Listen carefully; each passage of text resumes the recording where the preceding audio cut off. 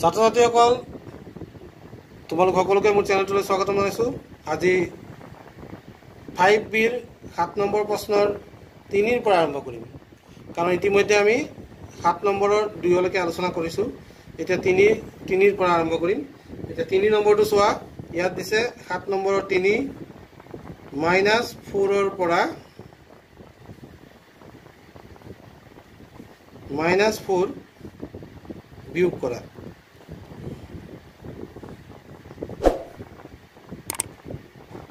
ইয়াত কৈছে subtract the following using number line, আৰু লগে লগে কৈছে subtract -4 from -4। এতিয়া ইয়াত কৈছে -4ৰ পৰা -4 কৰিবলৈ, -4ৰ পৰা -4 বিয়োগ কৰিব কৈছে। এতিয়া তোমালোকক আগতে কৰা ভিডিঅ'টোৰ লগত সংগতি ৰাখি মই ইয়াত সংখ্যা ৰেখাটো প্ৰথমতে বনাই লম।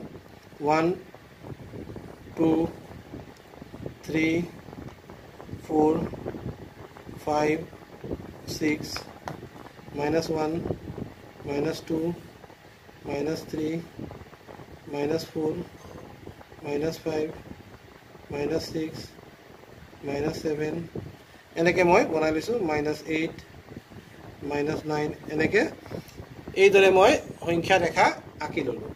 এতিয়া কথাটো হ'ল -4ৰ পৰা -4 মাইনাছ কৰিব লাগে। চ' প্ৰথমতে মই মোৰ প্ৰাৰম্ভিক অৱস্থা মানে ইনিচিয়েল যিটো প্লেচ, সেই প্লেচটো লৈ লৈছোঁ -4ত। এতিয়া -4ৰ পৰা আমি কি কৰিব লাগে, বিয়োগ কৰিব লাগে। বিয়োগ কৰিবলৈ বুলি কোৱাৰ লগে লগে আমি বাওঁফাললৈ আমি ডাইৰেকশ্যনটো লৈ ল'ম, মানে বাওঁফাললৈ আমি যাব লাগিব। বিয়োগ কৰিলে আমি সদায় কি কৰিব লাগে, বাওঁফালে যাব লাগে। এতিয়া আমি চাব লাগিব কি বিয়োগ কৰিম। আমি বিয়োগ কৰিবলৈ গৈ আছোঁ -4ক, অৰ্থাৎ আমি যিহেতু ঋণাত্মক সংখ্যা বিয়োগ কৰিব গৈছোঁ, আমাৰ ডাইৰেকশ্যন লগে লগে আকৌ বাওঁফালে নগৈ সোঁফাললৈ হ'ব। এতিয়া সোঁফাললৈ কেইঘৰ যাম, 4 ঘৰ। 1 ঘৰ 2 ঘৰ 3 ঘৰ 4 ঘৰ। আমি আহি পাই গ'লোঁ 0, অৰ্থাৎ তুমি ক'ব পাৰা -4 -4 সমান কি হ'ব, 0 হ'ব। এইদৰে তোমালোকে উত্তৰবোৰ বুজি লৈ কৰিব লাগিব। তো ছাত্ৰ ছাত্ৰীসকল, এতিয়া আমি 8 নম্বৰ প্ৰশ্নটোত উইদাউট ইউজিং নাম্বাৰ লাইন, মানে সংখ্যা ৰেখা ব্যৱহাৰ নকৰাকৈ বিয়োগফল উলিয়াম বা বিয়োগ কৰিম। এই অংকখিনি তোমালোকে ধ্যান দি চাবা, খুবেই দৰকাৰী। গতিকে দুয়োটা ইংলিছ মিডিয়াম আৰু আছামিজ মিডিয়াম দুয়োটাৰে প্ৰশ্ন পঢ়িবা, তাৰপিছত অংকখিনি কৰিবা। এতিয়া ব'লা 8 নম্বৰটো ষ্টাৰ্ট কৰোঁ। প্ৰশ্নটোত আমি আলোচনা কৰিম বিয়োগ কেনেকৈ কৰে। তো অখণ্ড সংখ্যাৰ বিয়োগ কিদৰে কৰিব লাগে সেই কথাটো এই ভিডিঅ'ত আমি জানিম।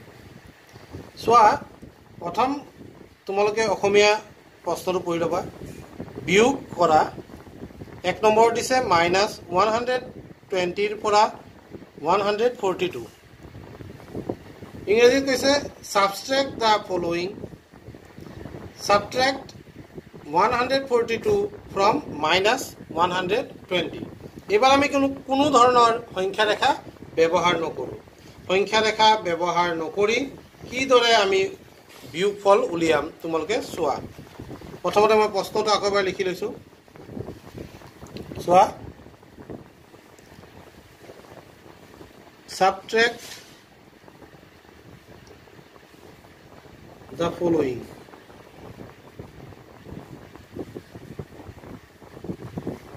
তলত দিয়াবোৰ বিয়োগ কৰা। এতিয়া নম্বৰ 1 ইয়াত কৈছে subtract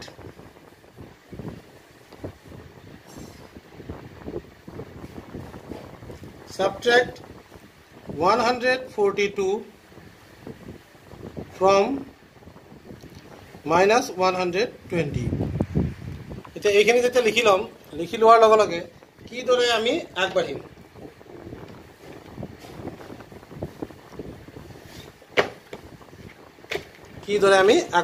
চোৱা, প্ৰথমতে আমি ইয়াত সলিউশন বুলি লিখিম, সমাধান। subtract 142 from -120, 120 লিখি ল'লোঁ। 120ৰ পৰা আমি বিয়োগ কৰিম 142।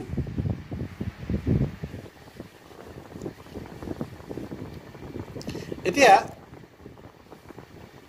ইয়াত আমি পালো যে -120 পৰা -142 বিয়োগ কৰিব লাগে বিয়োগ কৰাৰ মানে কি বিয়োগ কৰাৰ মানে হ'ল যোগ কৰা 142 ৰ বিপৰীতটো হ'ল -142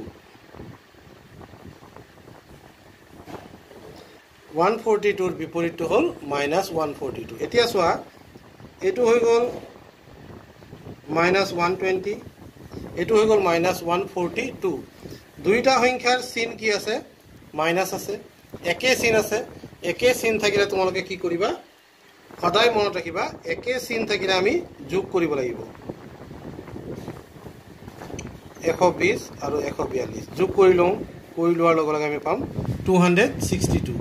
262 আমি পালো কিন্তু আমি এতিয়া চিন কি হ'ব হেতু চিন্তা কৰিব লাগিব যেহেতু দুইটা সংখ্যাই ঋণাত্মক আছিল গতিকে ইহতৰ উত্তৰটো হ'ব ঋণাত্মক আমাৰ এনসাৰটো কি হ'ল এনসাৰটো আমি পালো -262 এটা কথা মন কৰিবা যেহেতু আমি বিয়োগ কৰিলে আমি সংখ্যাটো সৰু হ'ব সোৱা 120 -120 কৈ এইটো -262 টো সৰু ঠিক এইদৰে -142 কেও ই সৰু গতিকে আমি বিয়োগ কৰি উত্তৰটো পালো সৰু পাইছো 2 নম্বৰ দিছে subtract 150